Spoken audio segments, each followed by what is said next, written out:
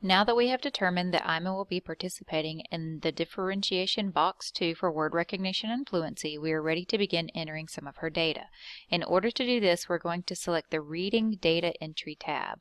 If you had determined she needed a math intervention, you would select the Math Data Entry tab. But for now, let's go to the Reading Data Entry tab. I'm going to select here, and you will notice that Ima's name automatically populated in the column. The first thing I'm going to do is select the appropriate progress monitoring tool to monitor Ima's progress in the intervention that was selected.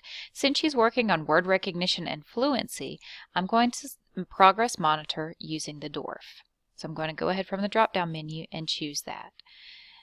Then I'm going to go ahead and assess Ima on the dwarf to get baseline information. Since August 20th was the day that the intervention began, I want to go ahead and get a good baseline to make sure that I understand where she is exactly on oral reading fluency.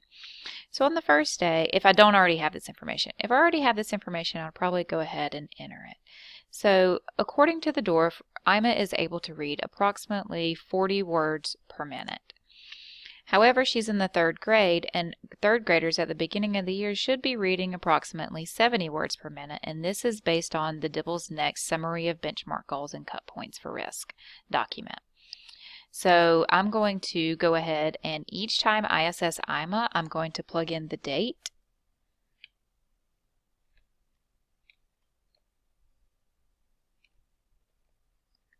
her score, and what the goal is. Now, I may want to go ahead and enter the dates that I plan to assess her because I know I'm going to be progress monitoring Ima every 2 weeks. That's what I've determined as her teacher. And I know that I'm going to be doing this for a while, so I may go ahead and plug in all my dates for assessments and what the goals will be for the year. Or you may choose to just put a few weeks out or a few months out because the expectation is that Ima will catch up to her grade level peers in a very short period of time. I'm going to also notice that for the beginning of the year, the goal for 3rd graders is 70. But beginning in the middle of the year, that goal increases from 70 to 86. So I'm going to go ahead and now her goal for the end of October, early November is 86. And as Ima participates in the intervention, every 2 weeks I'm progress monitoring her, and I'm just going to enter her progress as she participates in the intervention.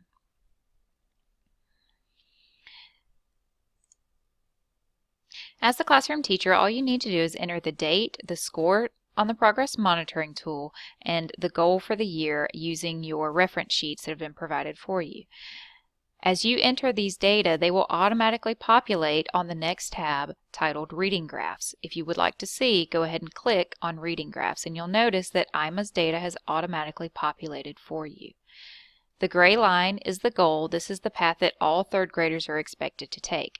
If I had gone ahead and entered all the dates for the year and the expectations, you would see this gray line continue out to here, and then it would jump up again for the end of the year for what 3rd graders are expected to do. The dark orange line is Ima's progress. The dotted line is Ima's linear trend line. This is the predicted rate that if Ima continued